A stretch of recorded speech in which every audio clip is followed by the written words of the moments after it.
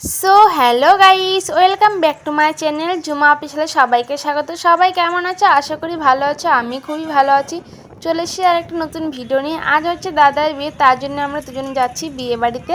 আর দেখো বড় দিকে ঘুমিয়ে গেছে, তো আমার তো ঘুম পাচ্ছিল না, তার জন্য ভাবলাম যে একটু মেহেন্দি পরে নিই। বিয়ে বাড়িতে যাচ্ছি, মেহেন্দি না পরলে হয়? তো আমাদের আসতে তো রাত হয়ে গেলো, বাসটা একটু লেট করে আসছিলো। আর ওইদিকে সবাই রেডি হয়ে গেছি বিয়ে বাড়ি। এখন তো গিয়ে কোন মতে শুধু খাওয়া দাওয়া করবো, তারপরে একদম রেডি হয়ে চলে যাবো। আর এত বৃষ্টি পড়ছে কি আর বলবো।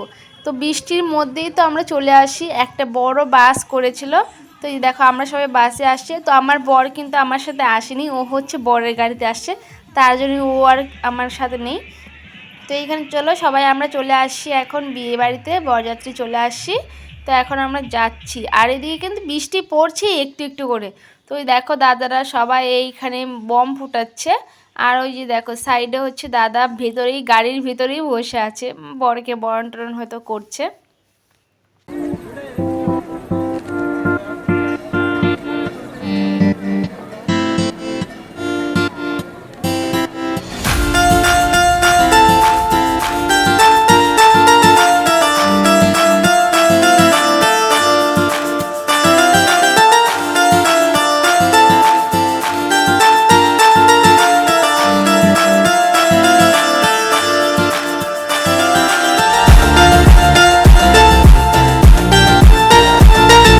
দাদা এখানে বিয়েতে বসে গেছে, তো ততক্ষণে আমরা সবাই খাওয়া দাওয়া করে নিয়েছিলাম। আর টিফিনটা কিন্তু আমরা খাইনি, সকালবেলার জন্য রেখে দিয়েছিলাম, যে সকালবেলা আবার কি খাবো, আজকে যেহেতু থাকবো তার জন্য যে টিফিনটা সকালবেলা আমরা খেয়ে নিব।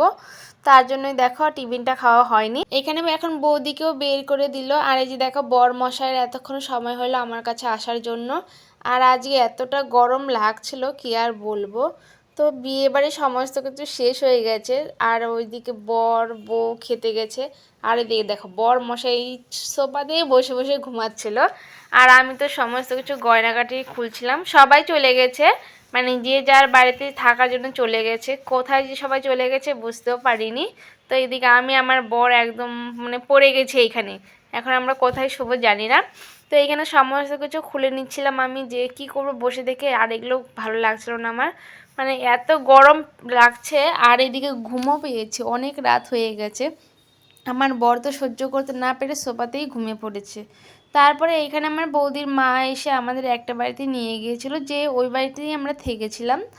তো বাড়িটা খুবই ভালো ছিল, মানে একদম ফ্রেশ রুম, কেউ ছিল না, শুধু আমরা দুজনেই ছিলাম।